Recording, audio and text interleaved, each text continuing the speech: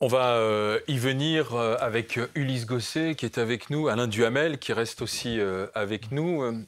Ulysse, ouais, Ça y est, François Hollande est avec nous. bonsoir Monsieur le Président de la République, bonsoir François Hollande. La France et ses alliés ont donc officialisé la fin des opérations militaires au Mali. Les forces Barkhane et Takuba vont rentrer sous la pression de la junte au pouvoir. Le président de la République actuelle, Emmanuel Macron, récuse le terme d'échec. C'est vous qui aviez engagé les forces françaises. Est-ce la bonne décision aujourd'hui, sous la pression des autorités maliennes? Fallait-il s'en aller? La bonne décision était d'intervenir au Mali en janvier 2013. Et si la France ne l'avait pas fait, eh bien aujourd'hui le Mali serait sous le joug des terroristes. Et il y aurait encore davantage qu'aujourd'hui des incursions des djihadistes dans l'ensemble de l'Afrique de l'Ouest. Aujourd'hui, presque 10 ans après, bien sûr qu'il fallait trouver une solution pour que la France ne soit plus la seule à être exposée. D'ailleurs, les Européens nous avaient rejoints et les forces africaines devaient se substituer à la force internationale et à la force française, ce qui n'a pas été le cas. Mais je pense que ce qui justifie aujourd'hui le retrait, c'est l'attitude de la junte malienne. Car moi, j'avais, comme président de la République, été sollicité par les autorités maliennes en 2013 pour intervenir. Et aujourd'hui, la junte malienne ne souhaite pas que la France soit là. Et à partir de là, la France, elle n'a pas d'intérêt autre que ceux de servir la solidarité, de lutter contre le terrorisme. Si les autorités aujourd'hui du Mali ne souhaitent pas la présence de la France n'avait aucun intérêt à rester plus longtemps au Mali, ce qui ne veut pas dire qu'elles doivent se désengager. Elle doit être présente dans la zone Sahel parce que la lutte contre le terrorisme est loin d'être achevée.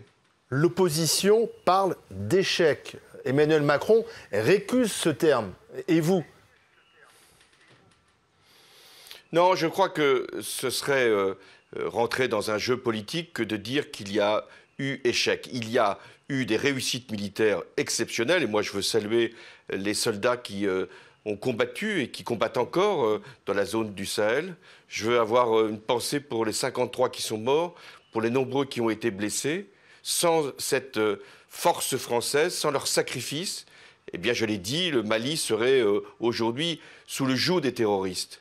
Il y avait au nord Mali des femmes qui étaient humiliées, violées. Il y avait des hommes qui étaient mis en lynchage. Il y avait des monuments religieux qui étaient souillés, qui étaient détruits. Eh bien, c'est grâce à l'intervention militaire qu'il y a eu la fin de ces exactions. Ensuite, est-ce qu'il fallait rester aussi longtemps? Sûrement pas. Et c'est là qu'il y a eu une défaillance du côté du Mali, qui n'a pas fait l'accord qu'il convenait avec la partie du Nord, qui n'était pas des djihadistes, mais qui étaient prêts à se rallier. Il n'y a pas eu non plus des institutions qui ont été suffisamment solides. La preuve, c'est qu'il y a eu un coup d'État militaire. Et puis, il y a eu une corruption. Donc, à partir de là, la France devait de toute façon se désengager. Si j'avais été toujours en situation d'être président, je me serais désengagé plus tôt. Monsieur Hollande, question pour vous d'Alain Duhamel. Et Monsieur le Président, comment est-ce que vous expliquez que la France, qui était non seulement appelée, mais applaudie par la population au départ, même avec enthousiasme, aujourd'hui soit apparemment rejetée, pas simplement par des putschistes, mais aussi par une bonne partie de la population? D'abord, vous avez raison de rappeler que lorsque nous sommes intervenus au Mali, et que moi-même j'ai fait le voyage, le déplacement, ce sont des foules entières qui nous ont acclamés parce qu'il y avait une gratitude à l'égard de la France qui venait libérer la population du Mali et notamment du Nord Mali de cette soumission terroriste. Et maintenant, elle manifeste contre nous. Non, une partie de la population, une partie seulement de la population, et notamment à Bamako, avec une propagande russe particulièrement efficace, avec une junte militaire qui a utilisé tous les ressorts de l'anticolonialisme pour laisser penser que la France avait des intérêts au Mali. Elle n'en avait aucun. Mais une autre partie de la population, aujourd'hui même, au moment où je m'exprime, doit sûrement être très inquiète. Je pense aussi aux Maliens qui vivent en France, qui regardent la situation de leur pays, qui savent ce que représente le djihadisme et la menace terroriste. Donc le retrait de la France doit créer aussi beaucoup d'inquiétudes. Et c'est la raison pour laquelle il faut, et je pense que le président Macron y veillera, à ce que les forces militaires qui étaient au Mali puissent être au Niger et dans d'autres pays capables de pouvoir agir contre le terrorisme islamiste. Question d'Ulysse Gosset, M. Hollande.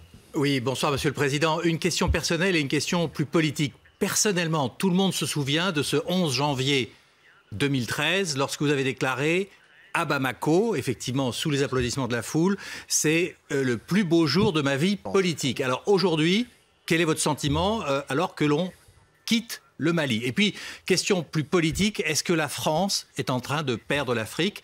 On voit que les Russes progressent, les Chinois progressent, les Chinois qui sont partout, les Russes qui sont à Bamako et à Bangui en RCA. Est-ce qu'on est en train de perdre nos positions en Afrique?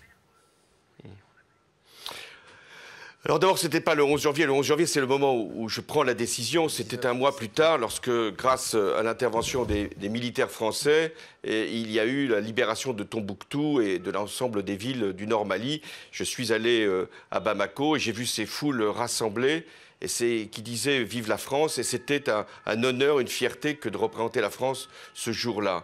C'est vrai que 10 ans après, 9 ans après, il y a de la frustration, il y a de l'amertume, parce que ces interventions sont trop longues, parce que l'État malien ne s'est pas reconstitué, parce que les institutions n'ont pas été capables d'enrayer la corruption, de faire vivre un pays, j'allais dire, dans des conditions décentes, et que ça entretient forcément des foyers de mécontentement. Est-ce que d'autres pays veulent s'ingérer? Bien sûr. Et que la France, comme je le dis, n'a aucun intérêt ni commerciaux ni économique à être dans l'ouest de l'Afrique et notamment au Sahel. Mais des pays ont intérêt à prendre un certain nombre de matières premières. La Chine le fait systématiquement et pas simplement dans l'ouest de l'Afrique. Et puis la Russie, qui aujourd'hui est à l'offensive partout. Pas si on parlera de l'Ukraine tout à l'heure, mais sur l'Afrique, elle est déjà présente par des mercenaires en Libye, en Centrafrique, au Mali. Et ce que cherche la Russie, ce n'est pas de vouloir lutter contre le terrorisme, c'est de vouloir s'acoquiner avec les juntes militaires qui sont présentes ou avec les autorités civiles qui les appellent et contrôler, mettre en coupe réglée les pays concernés. Voilà ce qu'est le nouveau colonialisme. Il peut être économique. Vous voyez la Chine, il peut être politique ou militaire. Vous voyez la Russie de Poutine.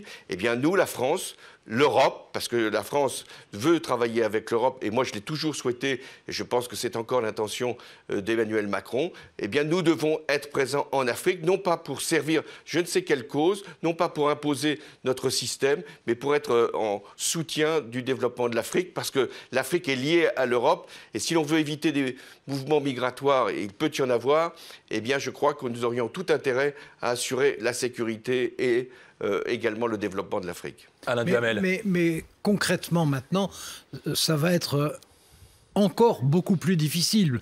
La coordination avec les forces de l'ONU qui sont sur place et avec nos alliés européens qu'on était non sans mal et de façon relativement modeste quand même parvenus à associer à ce qu'on faisait, maintenant ça va être difficile à gérer quand même. Ah, je pense que dans le Nord Mali, le retrait progressif de la France, le fait que les Européens vont nous suivre, même s'ils n'étaient pas très nombreux, le fait que la mission des Nations Unies, la MINUSMA, va également diminuer son implantation et ses effectifs, tout ça va faire le jeu du terrorisme islamiste. Ça ne fait pas de doute. Et qu'à partir de là, il y a des menaces très sérieuses sur le Mali, mais ça sera la responsabilité de la junte d'y faire face, et aussi par rapport à tous les pays riverains. C'est pour ça que ce qui ne peut pas s'imposer dans un pays, et moi je n'ai jamais voulu m'imposer au Mali, j'ai été appelé pour que la France puisse être présente, et nous sommes restés autant de temps qu'il était nécessaire en bonne intelligence et en appui total des autorités maliennes. Le jour où ce n'est plus possible, nous devons nous retirer, mais nous devons rester dans la région, au Niger, au Burkina Faso, au Tchad. Si nous sommes appelés ailleurs, nous devrons également être présents et travailler avec les Africains. Maintenant, il y a une responsabilité aussi des Africains.